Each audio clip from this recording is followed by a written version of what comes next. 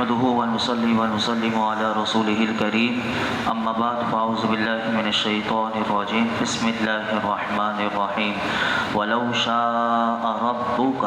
لآمن من في الأرض كلهم جميعا أفأنت تكره الناس حتى يكونوا مؤمنين. اور اگر تمہارا رب چاہتا تو جتنے لوگ زمین میں ہیں سب کے سب ایمان لے آتے. تو کیا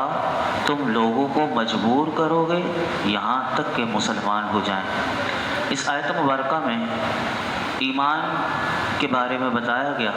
کہ ایمان کون لائے گا. تو اس بات کو یاد رکھیے گا کہ یہ سعادت ازلی پر موقوف ہے کہ ایمان وہی لائیں گے کہ جن کے لیے اللہ کی توفیق الہی شامل حال ہو. اس آیت میں نبی پاک صلی اللہ علیہ وسلم کو اللہ رب العالمین نے یہ تسلی دی کہ محبوب آپ تو یہ چاہتے ہیں کہ سب کے سب ایمان لے کر آ جائیں اور راہ راست اختیار کریں. آپ کی خواہش اور کوشش کے باوجود بھی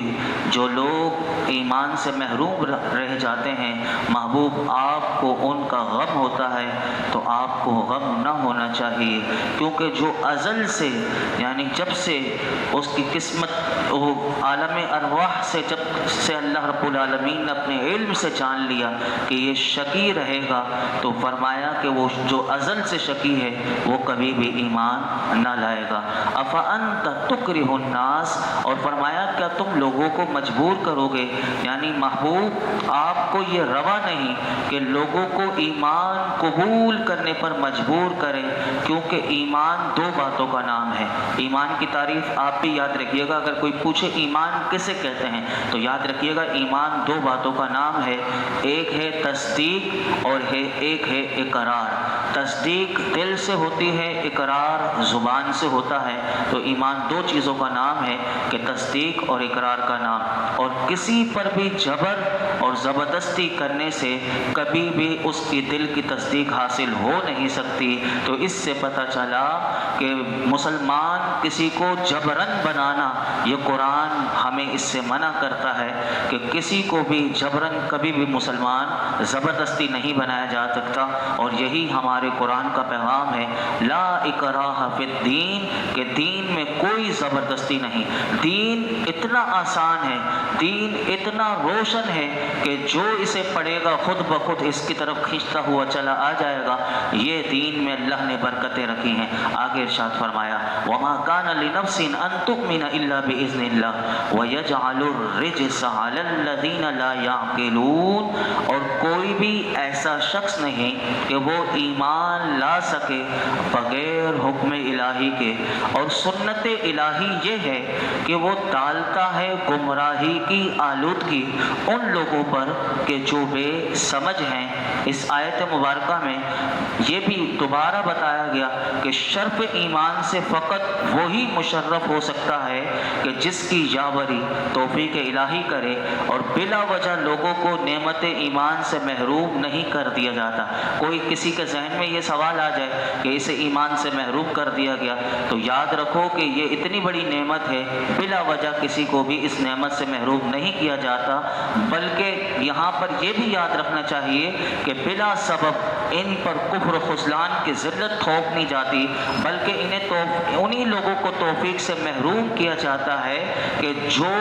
اپنی عقل اور فہم کی جو صلاحیت اللہ نے اسے دی تھی اس صلاحیت کو اس شخص نے خود ناکارہ بنایا. یعنی اللہ اس ایمان کی حقیقت کو بتا رہا ہے کہ کسے ایمان نصیب نہیں ہوتا کہ جس نے اپنی فہم و عقل جو اللہ نے سب کو دی ہے وہ انسانوں کو دی ہے تو کہا کہ اس صلاحیت کو اس نے ناکارہ بنا دیا. اور حق و باطل میں تمیز کرنے کی جو قوت ہر انسان میں اللہ نے رکھی ہے کہا وہ اس کو استعمال نہیں کرتے، اس لیے یہ ایمان سے مشرف نہیں ہوتے. آگے ارشاد فرمایا قل انظروا ماذا فی السماوات والارض وما تغنی الآیات والنذر عن قوم لا یؤمنون. فرمایا کہ آپ ان سے فرمائیے غور سے دیکھو کیا کیا عجائبات ہیں آسمانوں میں اور زمین میں، اور فائدہ نہیں پہنچاتی آیتیں اور ڈرانے والے اس قوم کو کہ جو ایمان نہیں لانا چاہتے۔ اس آیت میں اللہ رب العالمین نے اپنے محبوب سے فرمایا کہ جو ایمان نہیں لاتے آپ انہیں پیغام دیجئے کہ اللہ کی اس پوری کائنات میں اس کو غور سے دیکھو، انہیں قدم قدم پر اللہ کی الوہیت کے کہ وہ ایک ہے، وہی عبادت کے لائق ہے، اس کے انفسی اور آفاقی دلائل انہیں نظر آئیں گے، انہیں ہر جگہ ہدایت کا چراغ جگمگاتا ہوا نظر آئے گا، اور اگر وہ اپنی آنکھیں بند کرنے پر مصر ہیں، وہ دیکھنا ہی نہیں چاہتے، وہ دوپہر کے وقت سورج چمک رہا ہے لیکن وہ کہتے ہیں، وہ اندھے بن کر کہتے ہیں سورج ہے ہی نہیں، روشنی ہے ہی نہیں، تو قرآن کہتا ہے پھر وہ ایسے ہی رہیں۔ فرمایا کہ ان آیات اور شواہد سے فقط وہی لوگ مستفید ہو سکتے ہیں کہ جن کے دلوں میں حق کی طلب ہو اور جو حق کو حق سمجھتے ہوئے اس سے روح گردانی اگر کیے ہوئے ہیں اور واضح دلائل ہونے کے باوجود بھی ایمان لانے کے لیے تیار نہیں، تو محبوب انہیں کوئی معجزہ فائدہ نہیں دے سکتا، اور کوئی ڈرانے والا جتنے بھی اللہ رسول بھیج دے، فرمایا کہ کوئی ان کو ہلاکت کے گھڑے میں گرنے سے باز نہیں رکھ سکتا۔ اور جس کے مقدر میں ایمان ہے وہ غور کر کے وہ ایمان لے کر آ جائے۔ تو آپ اندازہ لگائیں ایمان کتنی بڑی نعمت ہے۔ ہم مسلمانوں کے گھرانے میں پیدا ہوئے، اس لیے ہمیں اس ایمان کی قدر نہیں۔ صحابہ کرام رضوان اللہ تعالی علیہم اجمعین نے میرے آقا علیہ الصلوۃ والسلام کے دست مبارک پر جب وہ ایمان لے کر آئے، آپ صحابہ کی عظمت کو دیکھیں کہ ان کی سیرت کو پڑھیے، پھر انہیں ایمان کی قدر کا احساس تھا۔ اس لیے آج ہمیں اس ایمان کی قدر نہیں۔ آگے ارشاد فرمایا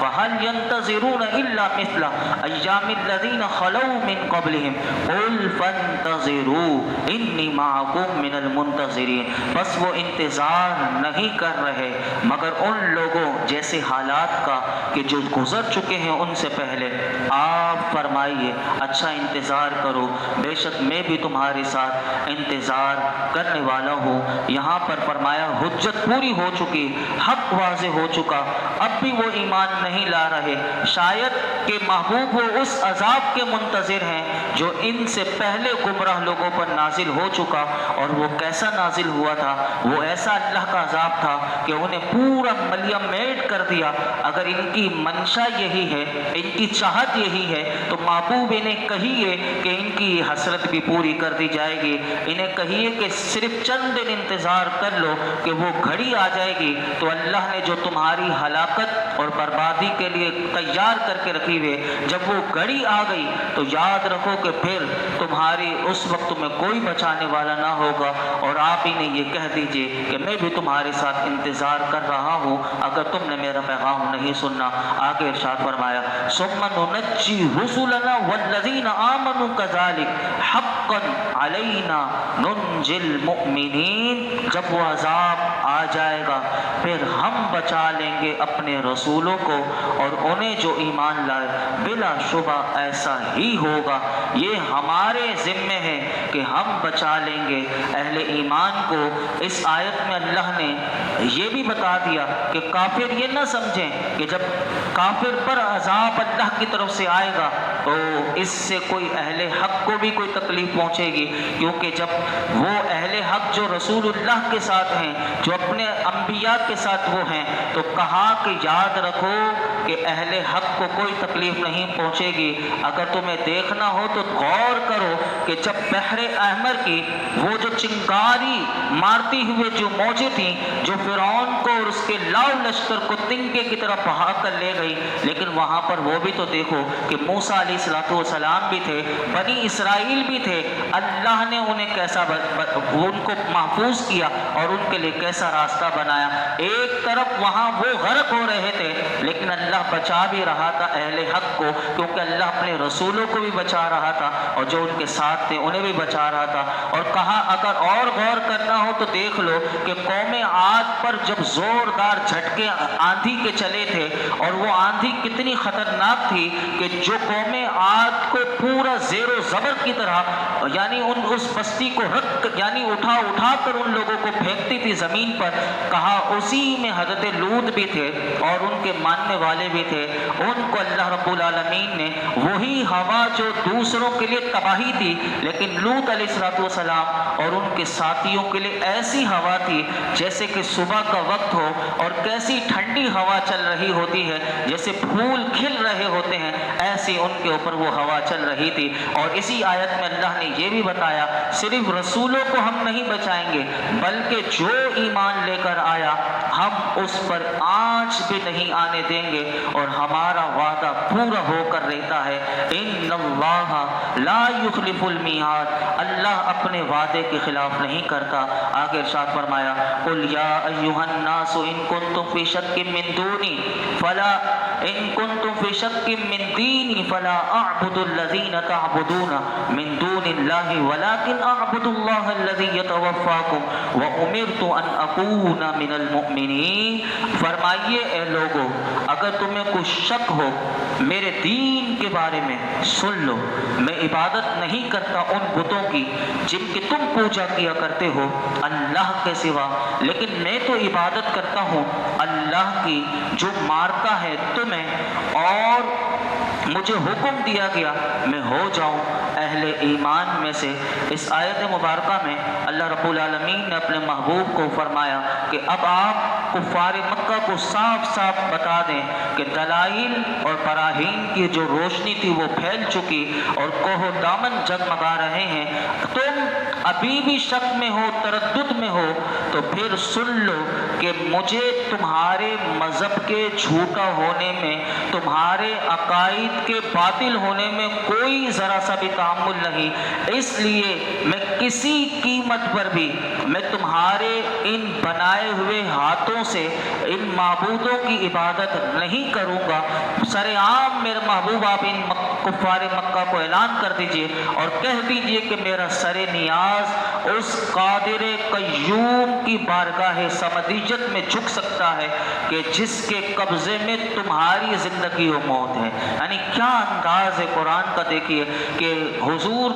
کس انداز سے سمجھا رہے ہیں اور اللہ کا پیغام کیسے پہنچا رہے ہیں کہ تمہاری موت اور تمہاری زندگی جس کے ہاتھ میں ہے، میں اسی کے سامنے جھکوں گا، اور یاد رکھنا کہ یہ میں نادانی نہیں کر سکتا کہ اسے چھوڑ کر کسی اور کو اپنا معبود بنا لوں۔ مجھے یہ حکم دیا گیا ہے کہ ان لوگوں کے زمرے میں شامل ہو جاؤں کہ جو سچے دل سے اللہ کی وحدانیت پر قائم ہیں اور اس پر ایمان لے کر آئے ہیں، اور کہا کہ یہ بھی بتا دیجئے اس حکم کی سرتابی کی مجھ میں قوت نہیں، تم دنیا بھر کی دولت لا کر میرے قدموں میں رکھ دو۔ محبوب آپ نے کہی ہے کہ تم دنیا بھر کی دولت لا کر میرے قدموں میں رکھ دو، یا پھر مجھ پر ظلم و ستم کے جتنے پہاڑ توڑ سکتے ہو توڑ دو، میں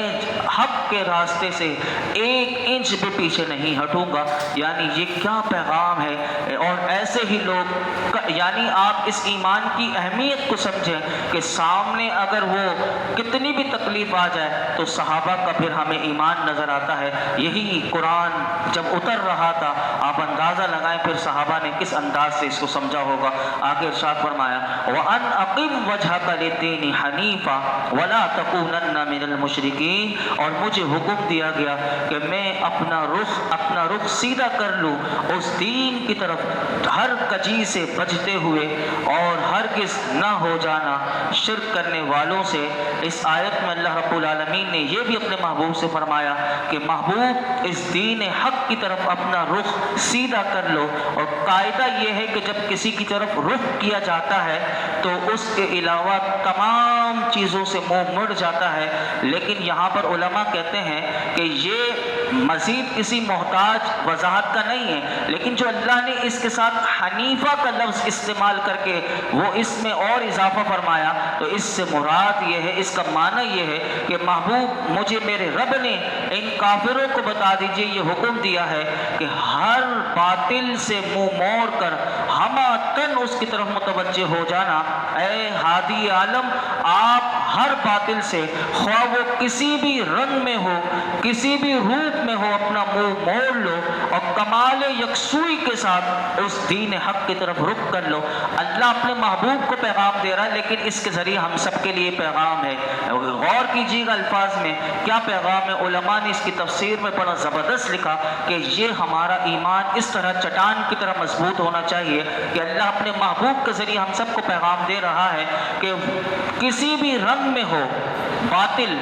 یا کسی بھی روپ میں ہو، اپنا منہ موڑ لو اور کمال یکسوئی کے ساتھ صرف اسی دین حق کی طرف رخ کر لو۔ اور سچ تو یہ ہے کہ دین اسلام قبول کر لینے کے بعد کسی کو یہ حق نہیں پہنچتا کہ وہ اپنی انفرادی ہو، اجتماعی ہو، معاشی ہو، سیاسی ہو،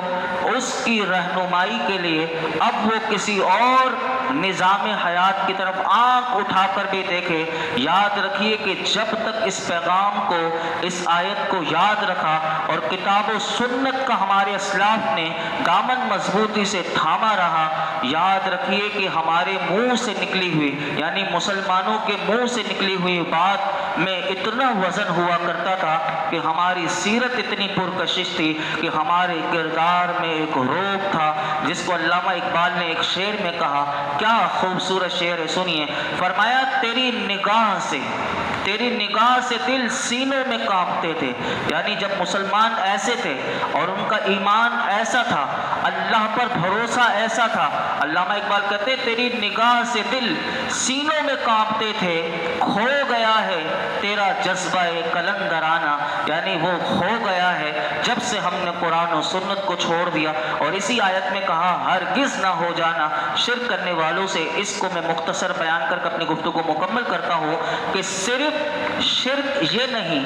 کہ غیر خدا کی عبادت کی جائے۔ علماء نے پیر کرم شاہ صاحب الازہری رحمۃ اللہ علیہ نے اس کو بڑا خوبصورت لکھا، سنیے گا۔ وہ کہتے ہیں شرک یہ نہیں کہ کسی غیر خدا کی عبادت کر لی، فرماتے ہیں بلکہ اگر کوئی مدعی یعنی دعویٰ یہ کرتا ہو کہ میں اسلام کو مانتا ہوں، میں قرآن کو مانتا ہوں، فرماتے ہیں پھر بھی وہ اس کے واضح احکام کو نظر انداز کر کے پھر یہ سوچے کہ میں اپنی معاشی حالات کو سدھارنے کے لیے کسی غیر اسلامی نظام کی قیادت قبول کرنے کے لیے بیتاب نظر آتا ہو، جیسے کہ آج کے IMF کو مانتے ہیں، اس کے نظام کو لینے کے لیے کیسا بیتاب نظر آتے ہیں، یورپین ممالک کے نظام کو لینا، اس اسلام کا جو نظام ہے اور معاشی نظام، تو کہا کہ غیر اسلامی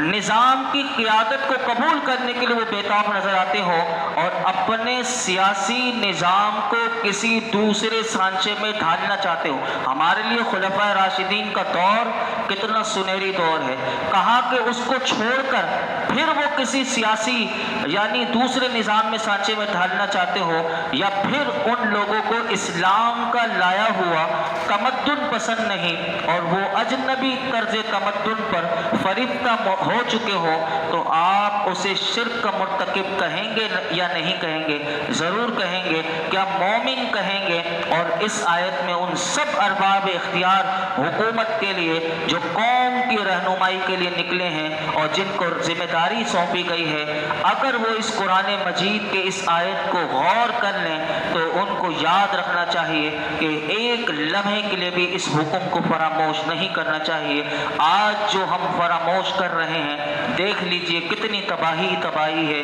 مہنگائی، عذاب ہی عذاب، اور ہم پر وہ کس طرح مسلط ہیں جیسے کہ جو چاہتے ہیں وہ انگلیوں کے اشاروں پر مسلمان غریبوں کے ساتھ وہ کس طرح کھیل رہے ہیں۔ یہ ہے قرآن سے رشتہ ہو تو پھر کیا اس کی رحمتیں، کیا برکتیں اللہ کی ہوں گی۔ اللہ ہمیں اس نظام کو سمجھنے اور اس پورا جو ہمارا اسلام ہے اس کو سمجھنے اور دین کو صحیح سمجھنے کے اللہ ہمیں توفیق عطا فرمائے۔ الحمدللہ رب العالمین والصلاة والسلام علی سید الانبیاء والمرسلین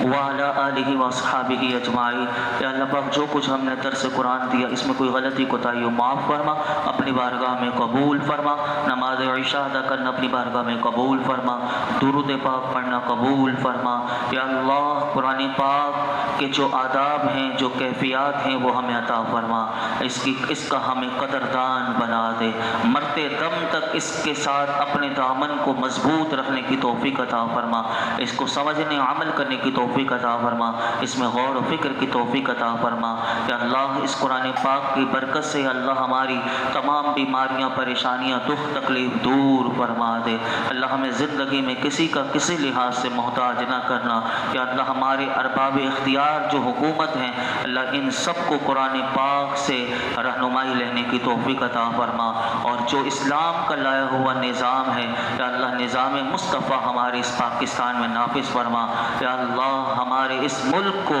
خوشحالی، ترقی عطا فرما، اور ہمیں اچھے اور نیک حکمران عطا فرما، اور ہم سب کو اپنی اصلاح کی بھی توفیق عطا فرما۔ آج تک جتنی دعائیں کی ہیں، آئندہ کریں گے، سب دعاؤں کو قبول فرما۔ وصلی اللہ تعالی علی خیر خلق محمد وعلی آلہ وصحبہ اجمعین۔